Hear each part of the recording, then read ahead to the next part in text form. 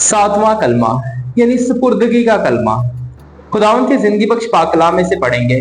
मुकद्दस लूका तबीब की अंजील उसका 23 बाब उसकी 44 यानी 44 आयत से 46 वर्ष तक यानी 46 आयत तक। फिर दोपहर के करीब से तीसरे पहर तक मुल्क में अंधेरा छाया रहा और सूरज की रोशनी जाती रही और मकदस का पर्दा भीड़ से फट गया। फिर यीशु ने बड़ी आवाज से पुकार कर कहा, आए बाप, मैं अपनी रूह तेरे हाथों में सौंपता हूं। और ये कहकर दम दे दिया। खुदावंद के कलाम के पढ़े और सुने जाने पर खुदावंद की बरकत हो, खुदावंद का शुक्र हो। सातवां कलमा यानी ये वो कलमा है जो आखिरी कलमा यानी ये वो आखिरी अल्फाज थे जब यीशु मसीह ने सलीब पर अपनी जान दे दी और आखिरी अल्फाज उन्होंने कहे और उन्होंने कहा कि आए बाप, मैं अपनी रूह तेरे हाथ में सौंपता हूँ। यानी अपने आप को सुपुर्द कर दिया अपने बाप के, अपने भेजने वाले के, अपने उस खुदा के जिसने उसे इस दुनिया में भेजा था, उसके सुपुर्द अपने आप को कर दिया। तो ये बेसिकली अपने आप को सुपुर्दगी यानी सुपुर्द करने का जो कलमा है। लेकिन अगर हम इसके बारे में थोड़ा सा और जाने तो इसमें लिखा है कि दोपहर के करीब यानी कि दोपहर से जस्ट लाइक दोपहर एंड था, अभी दोपहर का इख्तिताम था और शायद वहां पे अभी शाम शुरू होने वाली थी, अभी शुरू नहीं हुई। सपहर यानी तीसरा पहर जो था वो शुरू होने को था। तो उस टाइम पूरे मुल्क में अंधेरा छा गया। अब अंधेरे छाने की वजह क्या है ये जानेंगे। तो यहाँ पे लिखा है अंधेरा छा गया और सूरज की रोशनी जाती रही। अब वो सूरज जो कदीम अयाम से ऑन है, मतलब जल रहा है और उसकी रोशनी जा नहीं रही है बल्कि हमेशा तक रोशनी मौजूद है, यहाँ लिखा है और सूरज की रोशनी जाती रही। मुल्क में अंधेरा छा गया और सूरज की रोशनी जाती रही। अब ये सूरज जो कि आप ये देख सकते हैं कि जमीन है तो जमीन के एक तरफ सूरज है तो दूसरी तरफ रात है और एक तरफ रात है तो दूसरी तरफ सूरज है, यानी ये दिन और रात का सिस्टम चलता है। अब उस सूरज की रोशनी भी मांद पड़ गई, बंद हो गई, यानी कम हो गई, शायद ना होने के बराबर अंधेरा छा गया पूरे मुल्क में। लोग डर गए, ठीक है। अब लोग डर गए और आगे लिखा है और मकदस का पर्दा भीड़ से फट गया। मकदस का पर्दा, ये कौन सा मकदस है? बेसिकली ये एक हैकल है। हैकल वो जो कि वहां पे मौजूद है और उस हैकल में एक पाक तरीन मकाम में एंटर होने के लिए एक पर्दा लगा होता है। उस पर्दे को क्रॉस करके आगे जाते हैं जहां पे, और खास तौर पे वहां पे सिर्फ उनको ही जाने की इजाजत है जो काहिन है। और काहिन कौन है? जो कि लावी की नस्ल से यानी कि हारून की नस्ल से है और हारून की नस्ल से सिर्फ वही आगे जाते थे और वही सिर्फ खुदा के सामने झुकते थे और दुआ करते थे। और बाकी लोग हैकल में तो जा सकते थे लेकिन पाक तरीन मकाम में एंटर होने को के लिए उनको इजाजत नहीं थी। अब इस इजाजत के लिए उनको पर्दे को पीछे करके जो जाता था वो, और जो भी जाता था वो अपने इर्द गिर्द यहाँ पे कमर के गिर्द रस्सी बांधता था और जो थे रस्सी जो है पीछे से बाकी जो थे लावी। बेसिकली इसका ये कॉन्सेप्ट था कि जिसने भी हैकल के पाक-तरीन मकाम में जाना है उसने एंटर होने के लिए एक काहिनों में से एक के नाम पे कुर्रा निकलता था और जिसके नाम पे कुर्रा निकलता था बस वही जाता था और जाके खुदा से बात करता था। तो क्या होता था कि उस टाइम जैसे जकरिया के टाइम में यहाँ पे लिखा है जब वो यूहन्ना के बारे में उसको मैसेज मिलना था तो उस कुर्रा निकला जकरिया के नाम पे और उसकी एंट्रेंस भी कुछ इसी तरह से थी पाक-तरीन मकाम में कि उसको भी यहाँ पे रस्सी बांध के तो उसे अंदर पाक-तरीन मकाम में भेजा जाता था।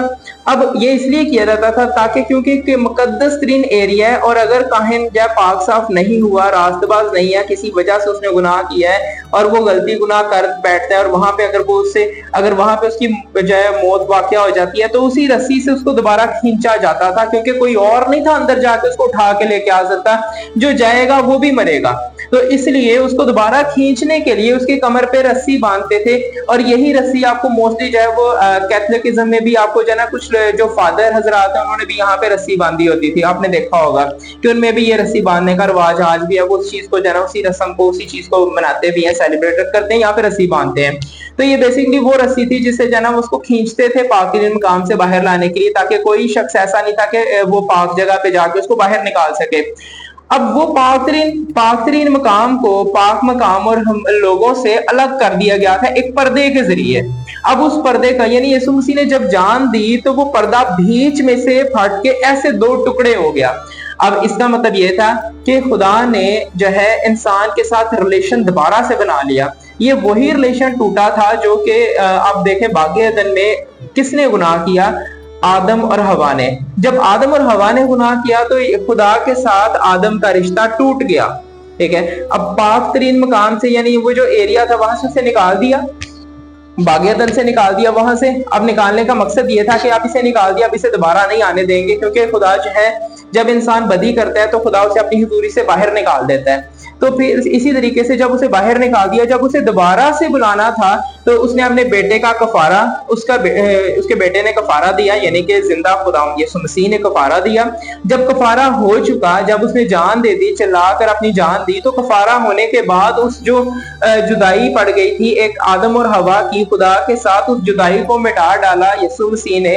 اور یسوع مسیح نے اس پردے کو بیچ میں سے چاک کر کے سائڈ پہ کر دیا، اور اس نے کہا کہ اب کوئی بھی پاک ترین مقام میں جا کے تو دعا کر سکتا ہے یا خدا سے بات کر سکتا ہے، خدا سے پھر سے رابطہ کر سکتا ہے. تو یہ جو ایک خاص کام تھا بیسیکلی جس مقصد کے لیے یسوع مسیح اس دنیا میں آئے، کیونکہ جب آدم اور حوا نے گناہ کیا تو وہ ایک گناہ تھا جس کا کفارہ نہیں ہوا تھا، اور اس گناہ کا کفارہ جو ہے وہ یسوع مسیح کے ذریعے ہونا تھا.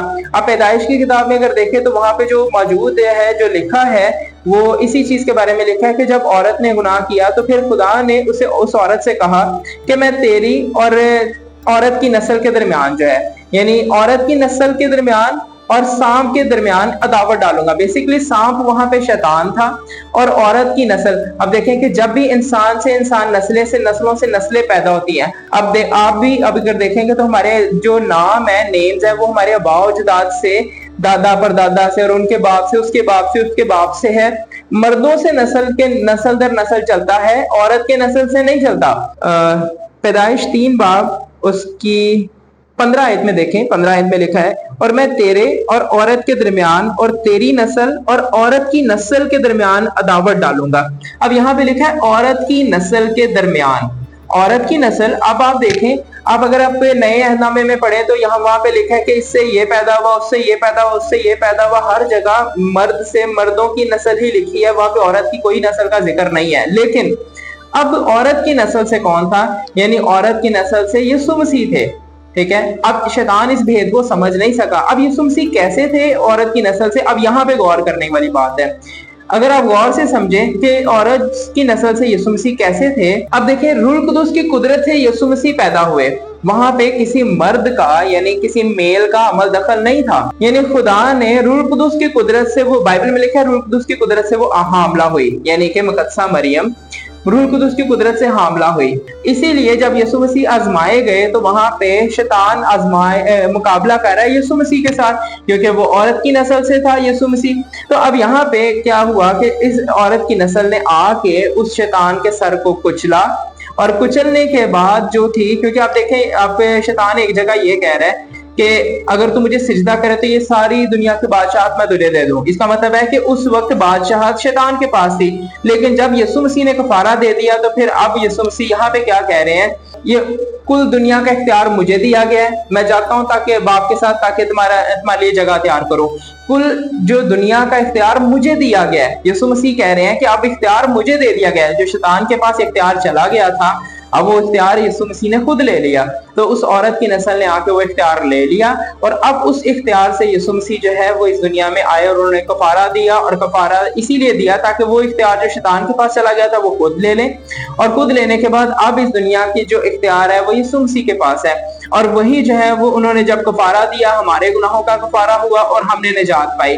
تو ہم نے اسی لیے نجات پائی تاکہ ہم بچ سکیں. اب یسوع مسیح نے اپنے آپ کو، جب تمام کام پورے ہو گئے تو یسوع مسیح نے اپنے آپ کو اپنے باپ کے یعنی بھیجنے والے کے سپرد کر دیا کہ جس نے مجھے بھیجا میں اسی کے پاس اپنی روح کو تیرے ہاتھ میں سونپتا ہوں، مطلب خود کو سپرد کر دیا باپ کے ہاتھ میں. تو اس طرح سے اس کام کو یعنی ایک کاملیت کا کلمہ یعنی تکمیل کا کلمہ جو کہ پورا کیا گیا، تو یہ اسی چیز کو ظاہر کرتا ہے کہ ہمیں بھی کامل بننا ہے اور ہمیں اس چیز کو ماننا ہے کہ یسوع مسیح اس دنیا میں آئے، ہمارے گناہوں کا کفارہ ہوا اور ہم بچے اور ہمارے لیے نئی راہوں کو کھولا، اور ہمارا باپ کے ساتھ رشتہ پھر سے دوبارہ سے جوڑا گیا اور پھر سے باپ کے ساتھ رشتہ بنایا گیا. تو اس چیز کو, اس کلام کو سمجھیں کیونکہ یہ ایک زندہ خداوند کی طرف سے ایک آواز ہے. اب جو ہے آپ باقی ساتوں جو کلمے ہیں ان کے بارے میں بھی ایک دفعہ دوبارہ سنیں اور پھر سے ان کو جو ہے غور کریں, اور خداوند کا بہت زیادہ شکر گزار ہوں کہ آپ خدا کے کلام کو سن رہے ہیں, دیکھ رہے ہیں, سمجھ رہے ہیں. خداوند آپ کو بہت بڑی برکت دے. آمین.